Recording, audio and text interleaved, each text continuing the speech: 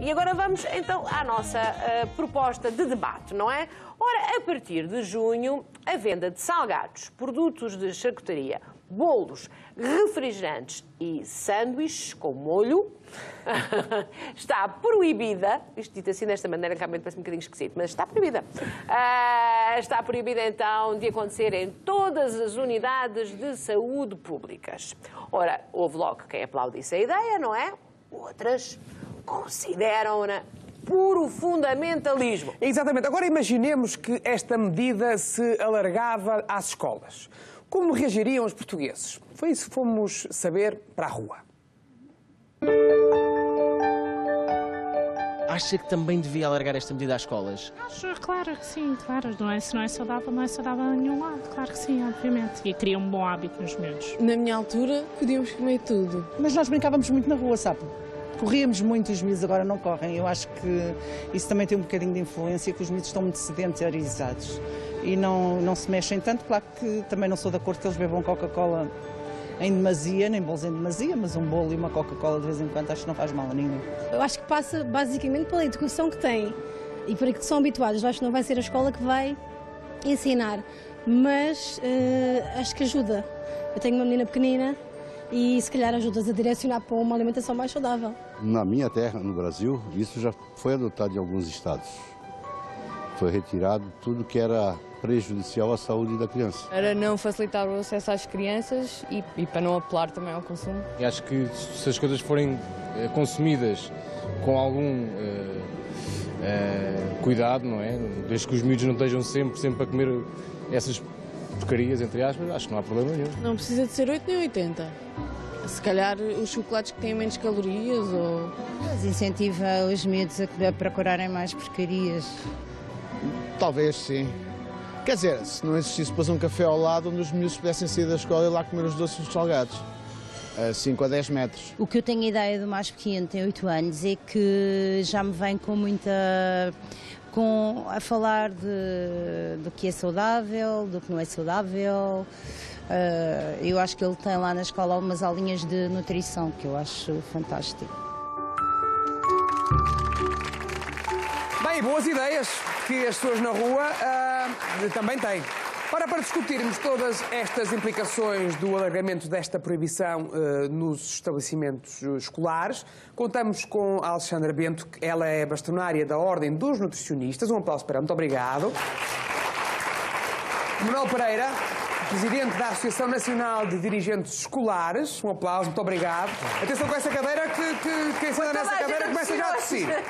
E o Pedro Herdeiro, que é estudante do ensino secundário, aqui para nos dar uma... Bom, antes de mais, e já para a partida, sabermos como é que as pessoas pensam, é que é mais fácil. Os nossos convidados já têm aqui as suas ideias arrumadas. A nossa bastonária, naturalmente, acha que faz todo o sentido, faria todo o sentido, se as escolas também proibissem este tipo de comercialização de produtos. O Manel Pereira diz que proibir não é solução. E aqui o nosso estudante, que é aquele que come, não é? O Pedro, considera que uma eventual proibição seria ir contra a liberdade dos alunos. Portanto, eu vou começar por si, senhora bastonária. Portanto, faz sentido realmente alargarmos esta proibição às escolas? Eu sei que há escolas que têm já umas orientações, as escolas têm orientação neste sentido, não é? Bom dia. Olá, bom dia. Sim, é importante nós termos a noção daquilo que existe na atualidade. O que é que existe na atualidade? De facto, o Ministério da Educação tem referenciais para a oferta alimentar. Nós estamos a falar dos bares das escolas. Sim, das cantinas. São mais diferentes. Dos bares, não é? E normalmente são explorados por atividades diferentes. São explorados na escola pela própria escola. Por isso é que convém nós limitarmos a nossa conversa ou então fazermos uma explicação mais alargada. Porque há regras para os refeitórios, que podem ser da administração direta da própria escola ou concessionados. Exatamente. No caso dos bares ou bufetes, como a gente lhe queira chamar, também há regras para o seu funcionamento, a que se chamam referenciais para a oferta alimentar. Se diz o que deve estar e por oposição... Mas é uma opção, digamos, É isso mesmo que eu estou a dizer, Júlia, é um referencial. Sendo uma referencial, não tem a força de lei, mas também podemos perceber que, sendo instituições que estão na alçada do Ministério da Educação, tentam cumprir. Aqui a questão é mesmo essa, tentam cumprir. Porque se esses referenciais dizem o que se deve estar disponibilizado disponibilizado, o que deve ser limitado e aquilo que não deve ser disponibilizado. Por um lado, é preciso perceber este referencial, por outro lado, é preciso que o que deve estar seja apelativo e, por outro lado, também é preciso que a própria escola e os dirigentes da escola tenham o devido conhecimento, o devido tempo, e não é matéria que é fácil, porque nós sabemos que a escola tem muitas dimensões e entre aquilo que é o referencial e o que é cumprido e o que os senhores diretores das escolas acham que é cumprido ainda vai... Não, mas a parte do comércio, não é? Porque também... Aqui não. Aqui não. Porque é assim, o bar da escola é gerido pela própria escola. Portanto, não tem um objetivo tem um objetivo comercial. Aliás, as regras do próprio Ministério dizem isso mesmo. Que o bar não é para dar lucro. Aliás, se qualquer pai for à escola, que deve ir... ver que o preço dos alimentos...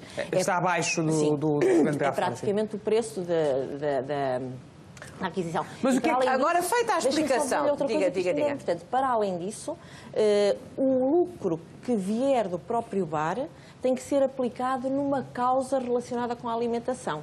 Certo? Ou para providenciar suplementos alimentares para alunos que eventualmente são carenciados, ou pela própria escola promover programas de educação alimentar. Qual é a alimentar. sua opinião? Diz que de facto esta regulamentação que foi feita para os espaços públicos na área da saúde deve existir? A minha opinião é pública, portanto, esta regulamentação que foi feita para os hospitais parece-me que faz todo o sentido, desde logo uma medida de continuidade, porque o próprio Ministério da Saúde já tinha criado regras para as máquinas de venda automática e, portanto, tem que haver alguma coerência naquilo que é a oferta alimentar dos espaços de saúde públicos e, portanto, faz-me todo sentido nesta lógica de continuidade e também me faz todo sentido numa lógica de coerência. Ora, um espaço de saúde é isso mesmo. E se nós estamos a dar indicações de saúde, é importante... E a liberdade?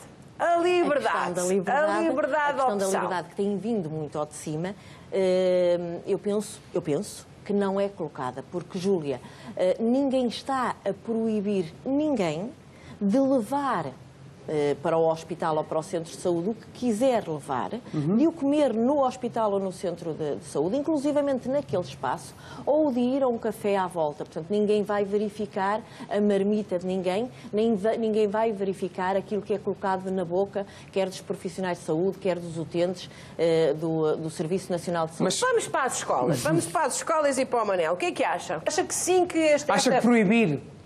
Acha que é o caminho? Bom dia a todos mais uma vez. Proibir não é caminho para nada. E quem trabalha nas escolas há muitos anos, como é o meu caso, sabe que ir pelo caminho da proibição normalmente temos maus resultados. As escolas têm a função de educar. Claro. Educar para a saúde, educar para uma alimentação equilibrada, educar para o uso dos bens comuns, da via pública, enfim. Portanto, o nosso papel, e eu não sou fundamentalista, é que há escolas, há produtos que não têm nada que ser proibidos, têm que ser controlados.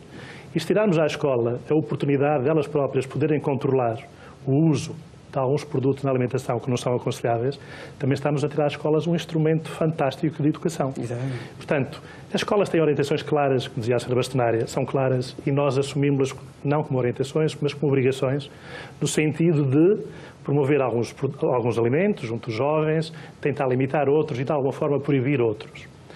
E é isso que as escolas fazem. O que é que proíbe exatamente? Há os salgados, por exemplo, os molhos, enfim, alguns produtos enlatados. Pastéis de nata, gelados. Estão claramente definidos. Os bolos não estão proibidos. Determinado tipo de bolo, sim. Com cremes. Exemplo, com cremes. Portanto, o cheese não está... Não estão proibidos. Não devem ser, enfim, disponibilizados às escolas. É essa a expressão mesmo. Portanto... Mas há um conjunto de bolos que naturalmente nós não vemos problema nenhum que estejam disponíveis nas escolas, mas também é importante que as escolas, elas próprias, tenham mecanismos de alguma forma para poder acompanhar os alunos que usam e abusam deste tipo de alimentos. O problema é que, de facto, nós temos, nesta altura, quase uma situação de saúde pública complexa que tem a ver com a obesidade infantil e juvenil, não é? Nós temos muitos jovens que não estão assim magricelas e elegantes como o Pedro, não é? Que não deve comer estas coisas com toda a certeza. Se calhar come com parcimónia, não é? Mas nós, de facto, temos muitas crianças e muitos miúdos que estão absolutamente viciados no açúcar e que nas escolas, se existir, mesmo que tenham indicações familiares e houver uma certa vigilância para não consumir este tipo de coisas. Depois, nas escolas, se existirem a linha à mão de semear, a coisa dá-se, ou não? Mas se não existirem nas escolas, existem do outro lado da rua. Nos cafés em frente. Que existem em todas as escolas, no raio de 50 metros ou menos ou mais. Mas se não tiverem autorização para sair da escola, não podem ir lá buscar. A maior parte dos jovens hoje... Podem, Pedro? Têm autorização de saída. Se os alunos não tiverem autorização de saída, há sempre colegas que têm autorização de saída e que servem de correio. Nós sabemos que é assim. E ainda temos alguém que faz negócio sem trazer. Vamos aqui ao Pedro. Pedro, no meu tempo, na minha escola, havia 2 cafés em frente. E na altura apareceram aqueles paniques de ovo. Sim. Era uma loucura. Nós fazíamos fila para ir comer aquilo no café em frente. O que é que tu achas? O que é que tu achas desta questão que estamos aqui a... Tu achas que os teus colegas, se não estiverem na escola, vão comprar o café em frente ou trazem de casa? Achas que esta proibição faz sentido? Eu acho que, naturalmente, o Ministério, com estas medidas, quer atingir uma meta. E a meta é que os estudantes passem a ter uma alimentação mais saudável. No entanto, temos de ver como é que conseguimos atingir essa meta de forma mais produtiva. E, na minha opinião, a proibição nunca deve ser opção. Devemos apostar em medidas que consciencializem os estudantes em relação a estas matérias, em relação à alimentação que devem ter, e não proibir, porque qualquer pessoa deve ter a liberdade de decidir quais são as dietas que quer adotar. E não devem ter essa liberdade condicionada. Pedro, tu vais com certeza integrar uma juventude partidária qualquer em breve, porque tens um tom que eu estou a gostar, mas diz-me lá, como é que se consciencializa um colega teu que está desesperado por comer uma bola de Berlim cheia de creme? Que é uma coisa que lhe dá a apetecer, porque senão ele não vai aguentar a escola, a aula de matemática. Não aguenta a aula de matemática, aquilo está a correr muito mal, ele teve um 2. E o que é que faz? Estás quando estás ali? Começa, Pedro? Não, deixa-me fazer o filme. Eu estou ali no balcão do bar. É que estás-me a dar vontade de comer bola de Berlim. Estou no balcão do bar e está um diligente delegado ali do movimento do Pedro a dizer: meu amigo, tu não faças isso. Aguenta, a matemática, isto é difícil, aguenta, não te atires. Camarada, diz não à bola de Berlim. Diz não à bola de Berlim. Como é que a gente faz isto? Então, tem de começar, em primeiro lugar, quando são mais novos. Tem de haver uma continuidade. E muitas vezes isso não existe. Obviamente que no ensino primário começa a haver essa consciencialização, mas depois acaba por parar. E no teu caso, ela existiu? Existiu naturalmente. Começaste em casa, na escola, houve essa continuidade que falas? Em casa é também muito importante, naturalmente. Na escola, nós damos isso como matéria, por volta do terceiro ano, o professor será mais concreto que eu nessa matéria, e depois acaba por não haver uma continuação, nomeadamente com palestras. Porque é que não convidam nutricionistas para falar sobre estes temas? Porque é que não existe essa consciencialização e apenas proíbem? Eu penso que esta não é opção por uma razão muito simples. Podem proibir, mas a única coisa que vai acontecer é os estudantes não se vão sentir tão bem no espaço escolar, vão ter a necessidade de ir procurar esse tipo de produtos em outros locais. No café, ao pé da minha escola, temos 3 cafés. Claro. Que estão sempre a bombar. Então, naturalmente. E por muito que queiramos controlar as entradas e as saídas da escola, com os recursos que o Ministério, que os municípios nos dão às escolas, é muito difícil fazer esse controle. E, portanto, tu és contra o proibir?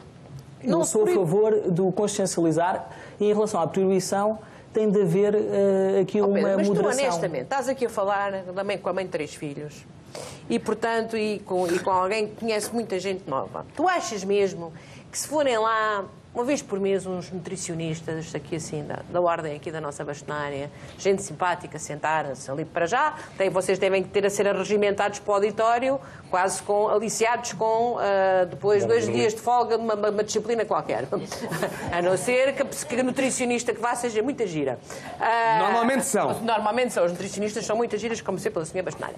Mas achas mesmo que os teus colegas sentados, colegas que adoram beber refrigerantes, que adoram comer bolos, que têm nos seus hábitos alimentares, achas mesmo que acho que sim, acho que sim. Achas que sim? Que se sentam lá e que ficam ali a meditar? Ou devia ser uma disciplina? Por que não? Naturalmente que eu sou a favor que volte a haver uma disciplina para a formação cívica. E não é só para discutir este tipo de temas, é para discutir temas que têm a ver com a própria sociedade onde nós estamos integrados. Claro. E, portanto, eu acho que uma disciplina, nesse sentido, era positivo.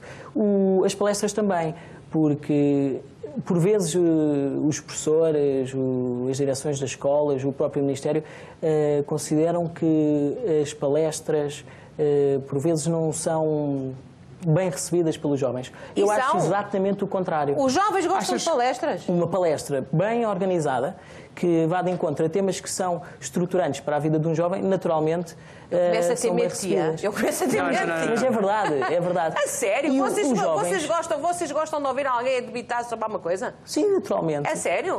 Gostamos muito mais disso do que estar na aula a serem lecionadas matérias que muitas vezes já nem sequer vão de encontro àquilo que é a realidade hoje em dia. Naturalmente, gostamos muito mais de uma palestra. Ah, é? Claro. Não imaginava. Eu imaginei que vocês, quando têm a possibilidade de ter uma palestra, pensassem, grande momento de furo que eu tenho para ir namorar ali para a esquina. Também há quem pense isso. Também há quem pense isso. E foi o que ela fez, não tenho dúvida. Queria só acrescentar aqui uma questão. Os alunos, hoje em dia, estão cada vez mais consciencializados para esta questão da alimentação. Aliás, têm vindo a surgir vários movimentos. A minha escola é um exemplo. Qual é a tua escola? Já agora faz É a escola secundária de Linda a Velha, é aqui mesmo ao lado. É aqui pertinho. E, portanto, tem havido essa consciencialização. Eu estou também no Conselho Geral da Escola, portanto, represento todos os alunos da escola, juntamente com uma colega minha. E já se percebeu porquê? Tu representas quantas pessoas? São cerca de 1.100 alunos. E muito bem. Tu és quase um autarca. Estamos a gostar muito de falar. Senhora bastonária, diz. Não, ia perguntar ali ao Pedro se achas que... Não, eu estava precisamente a dizer... O pessoal da tua idade está consciencializado para isso? Ainda há pouco tempo vieram alguns colegas meus falar precisamente sobre a oferta do bar, porque gostavam de ter uma alimentação mais saudável. E no teu bar o que é que há lá? Foram ao bar, precisamente no dia da alimentação saudável, em que se esperava que houvesse um pouco dessa consciencialização, e não houve. A única coisa que havia eram maçãs, nem sequer há aqui uma oferta mais diversificada da própria fruta. E, portanto, eu acho que devemos também passar por ter uma oferta mais abrangente para que os estudantes possam Olha, mas eu concordo contigo, mas completamente. Portanto, achas que não deve haver proibição? Não, acho que não deve haver proibição, mas acho que, lá está, deve ser incentivado com boas práticas. Vamos devagarinho introduzindo nestes sítios, não é, Senhora bastonária? Se calhar proibir não. Mas se calhar ir introduzindo devagarinho e irmos mudando esta consciência dos jovens para, sem que eles se apercebam, sem que seja uma coisa imposta. Envolvimento. Exatamente. Envolvimento é a questão. Eu estou a ouvir com muita atenção e concordo com praticamente tudo o que está dito. Nós temos aqui o seguinte: por um lado os conhecimentos e por outro lado os comportamentos e as atitudes. No que diz respeito aos conhecimentos, cada vez mais os nossos jovens sabem aquilo que devem comer. Claro. Porém, sabem muito melhor do que sabíamos nós na nossa geração o que faz bem e o que faz mal. Porém, os comportamentos e as atitudes que eles têm face à alimentação não são corretas. Os nossos jovens comem mal, é preciso que se saiba. Em casa? E na escola. Comem mal em casa, comem mal na escola. E a oferta alimentar da escola, apesar de haver referenciais, nem sempre é aquela que está nos referenciais. Acabámos de ouvir que no dia da consciência, do dia da alimentação saudável, não havia... É imensamente positivo isto que o Pedro nos está a dizer, que os jovens estão despertos para terem mais conhecimento e estão despertos para terem uma alimentação saudável. Mas não é isto que se vê, Júlia. Deixa-me só interromper para dizer isto. Eu acho que o Pedro já está numa idade que está claramente, uma maturidade, é quase um adulto e ainda por cima é um adulto responsável. Não, e não é só isso. Desculpa, tu tens aqui quantos? 18 anos. Peço desculpa, já ia tratar por você. Ia chamar-te miúdo, não pode ser. Mas, de facto, é um jovem que tem uma atitude que pressupõe um pensamento, sem não dúvida. é? E uma reflexão. Eu acho que eu espero que haja muitos jovens como ele, mas, por exemplo, gente mais miúda, 12 anos. Sim. 12 anos, aulas de ginástica. Ficaram completamente escavacados. Não vão precisar de um bolinho a seguir. Júlia, não precisam de um bolo a seguir. É assim, eu acho que há muitos momentos momentos, que não se entenda no meu discurso, fundamentalismo. Há muitos momentos para nós comermos bolos, para comermos fritos, para comermos refrigerantes, há muitos momentos para isso. Que não me parece que a escola seja o local ideal, não me parece. Que me parece que para nós termos um cenário alimentar na escola adequado, é preciso uma verdadeira cultura de mudança. Pois, claro. Não é só o proibir ou não proibir, porque se me diz que numa escola, de hoje para amanhã, nós vamos proibir determinados alimentos pura e simplesmente, sem termos uma verdadeira educação alimentar... Sem haver uma revolução, mas... Eu ia aqui ao Manel, que é o homem da escola que está aqui, que é o homem aqui que representa as escolas. Diga uma coisa, os preços dos alimentos saudáveis são mais caros do que dos alimentos que não são saudáveis? Não, no caso das escolas... O bulical custa mais do que... Mas as escolas não vendem bulical. Já não vendem bulical, não? Nenhuma escola? Não. Os alimentos a promover e a incentivar o consumo na escola, normalmente não, sempre, e por obrigação da lei, são vendidos praticamente ao preço de custo, sem qualquer acrescento. Olha que não é isso que... Na escola, sim. Se as escolas cumprirem e têm que cumprir... Facebook, diga. As escolas têm que cumprir as orientações e em relação aos alimentos a promover e a incentivar a que os alunos consumam, normalmente, e de acordo com as normas que nós recebemos, devem estar praticamente ao preço de custo. Aqueles que de alguma forma não devemos promover, mas que podemos vender na escola, são mais caros um bocadinho. Podem ter 10% ou 15% de acréscimo ao seu preço. E os outros, naturalmente, nos damos também na escola. Aquelas máquinas de refrigerantes e de chocolates e de coisas que fazem açúcar. Também há orientações para isso, como é evidente. Mas isso existe na escola? As máquinas, em alguns casos, existem. Existem, mas existem essencialmente por uma razão que às vezes as pessoas não falam, que é o facto das escolas não terem assistentes operacionais em quantidade necessária para poderem estar nos bares. E às vezes as escolas vê-se na obrigação de permitirem a assistência de máquinas, precisamente porque não têm funcionários para estarem nos bares, para poderem fornecer os alunos. Mas acha que se devia mudar o que se vende nessas máquinas? Em todo o caso, o que se vende nas máquinas nas escolas não pode ser nada do que está proibido nas orientações que as escolas recebem. Pois, claro. Essencialmente, podem ter sumos naturais, água e pouco mais do que isso. E não há refrigerantes nas escolas? Não deve haver bebidas com gás ou gaseificadas, não devem existir nas escolas de acordo com as orientações que as escolas têm. Pedro, na tua escola, existe este tipo de máquinas? Existe. E o que é que tu metes a moedinha e o que é que podes sacar da máquina? Chocolates, bolos, em termos de sumo não existem refrigerantes, não é? Okay. Isso aí já foi cortado há muito tempo e aí já acho bem. Mas existem compais, existem águas aromatizadas que também querem cortar neste momento, acho um disparate. Águas aromatizadas? Sim. Também querem, já vão cortar no... Água com sabor, limão, não percebo. Pois já vão cortar no centro de saúde e nos hospitais. Eu presumo que também querem cortar nas escolas, não é? Isso é uma provocação tua. Mas olha, eu ouvi dizer que tu tens um pequeno pecado. Ouvi dizer que tu gostas muito de gelados. Por acaso não confere. Estás mesmo político, já estás a dar a volta. Não gosto muito de gelados. Não, porque eu li aqui que tu sabes, estas conversas são preparadas pela... E se tu quiseres comer um gelado quando te apetece, tens que sair da escola e, portanto, no ir e vir, perdes mais tempo e chegas mais tarde às aulas. Foi isto que me contaram. Isso eu disse.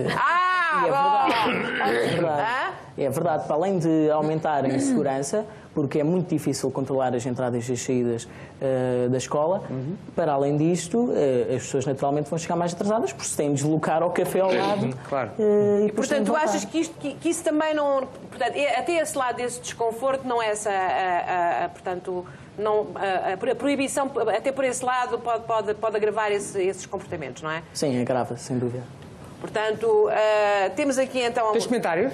Temos muitos comentários e temos muitos comentários, sobretudo, curiosamente, de alguns funcionários, de pessoas que trabalham, funcionários ou pessoas técnicos da área da saúde que estão muito tristes por não poderem comer a sua chamuça e o seu risol nos hospitais, porque consideram que são pessoas adultas. Mas claro que podem comê-los, até porque podem ir aos espaços em frente, comprá-los ou podem... Sim, mas há aqui uma senhora, por exemplo, que diz, eu li assim muito na diagonal, Tribunal que diz que não consegue, não tem tempo, portanto, que as questões nos hospitais são como Estas questões são sempre controversas e há sempre olhares diferentes. Agora, o que nós temos que nos lembrar é que a dimensão dos problemas de saúde no nosso país é imensa nesta área, não é? Portanto, nós sabemos o excesso de peso que a população portuguesa tem, sabemos os problemas que temos em relação ao crescimento da diabetes, doenças cardiovasculares. Portanto, se nós não formos capazes de mudar este cenário, os nossos filhos vão claramente viver menos do que nós. O que eu acho é que nós temos que cada vez informar mais, tornar os nossos jovens cada vez mais conscientes do caminho que podem levar. Sem dúvida. Mas eu também acho que a liberdade não deve ser posta de lado. Se eu quiser dar cabo da minha saúde, eu acho que é um problema. Eu não faço, eu aprendi e percebi a diferença do antes, quando não tomava conta da minha vida. Estamos de acordo que as medidas de educação, a literacia, é a base disto tudo. Também concordo. É a base disto tudo. Porém, muitos Estados neste momento estão a tomar medidas deste género, dada a urgência da situação. Eu até lhe devo dizer que no capítulo das escolas, Londres, nomeadamente, criou uma norma em que no espaço, no raio de 400 metros, há limitação, há regras em relação à oferta alimentar. Exatamente. Portanto, cada Estado, cada país, olha para os seus problemas de saúde, olha para os seus hábitos alimentares e tenta legislar, porque os países não serão... os serviços de saúde não serão sustentáveis se nós não travarmos este crescimento destas doenças. Aqui a Cristina Silva, que mora na Suíça, diz, aqui na Suíça é proibido todo o tipo de doces com chocolate, por exemplo. Os países estão a trabalhar... Na Suíça. Devo-lhe dizer que todas estas medidas têm por base... Pode falar. Manuela, entre na conversa. Entre. Tenho aqui um senhor tão zangado, não pode comer pizza no hospital, está tão zangado. Pode comê-la quando assim entender, se a sua saúde permitir e se gostar, noutras alturas e circunstâncias e locais. Eu devo lhe dizer que todas estas orientações que estamos aqui a falar e estas questões são discutidos em fóruns maiores por peritos internacionais, desde logo pela grande autoridade de saúde que é a Organização Mundial de Saúde. E, portanto, os países, quando subscrevem com estas autoridades determinados compromissos, é bom que lhes possam dar seguimento. Exatamente, que os façam cumprir. Nós não temos dúvidas nenhumas que é preciso agir neste domínio, mas também não temos dúvidas nenhumas, e a nossa conversa só permite diga qualquer coisa, pode falar. Que se nós... Deixe-me só terminar com isto. Depois passamos a última palavra, Manel. Não entendermos que isto é um processo, por um lado, e que tem que haver projetos fortes por outro. E ainda há pouco nós estávamos a falar, antes de entrarmos aqui, portanto, quase que parece que estou a falar daquilo que é a minha causa própria, mas não o entendam como isso. Eu acredito que se nós não envolvermos a presença de nutricionistas nas escolas para desenharem programas de educação alimentar e para acompanharem aquilo que são os hábitos e as preferências alimentares e os comportamentos das nossas crianças, nós não vamos ser capazes de... A última palavra é sua. Diga. Eu sou da educação e, naturalmente, volto a dizer aquilo que disse no início. Eu acho que proibir sempre foi um mau caminho à educação. Sobra-nos o quê? Educar, na companhia dos encarregados de educação. Temos que cada vez mais chamar os pais, encarregados de educação, para este processo, para este enorme desafio, que é uma alimentação saudável. Mas mais do que isso, em alguns casos, às vezes temos famílias que têm problemas com a alimentação. Não é o problema de ser saudável ou não ser saudável. É o problema de dificuldades económicas que lhes permitem ter uma alimentação equilibrada quanto mais saudável. Como que podem, não é? Exatamente. Olha, aqui a Maria Martins diz que sou a favor da proibição. A ocasião faz o ladrão, diz esta senhora. Mas repare, os poucos lucros que os bares, no caso da escola onde eu trabalho, eu sou diretor do Movimento de Escolas de Sinfãs, no Douro, os poucos lucros que o bar dá são todos investidos em suplementos alimentares, nos alunos. Porque temos imensos alunos, às vezes, com dificuldades e que chegam à escola... Diz o Sr. Francisco, os bares dos colégios são para dar lucro e esse dinheiro, ao contrário do que foi dito, não é investido nas escolas. Os colégios são privados. São privados, claro. E, naturalmente, as escolas são públicas, não têm esse objetivo. Mas eu queria bater essencialmente nisto. As escolas estão ali para tentar educar e cada vez mais temos que chamar para trabalhar connosco os encarregados de educação e as famílias e a comunidade. E é por aí que acho que devemos ir.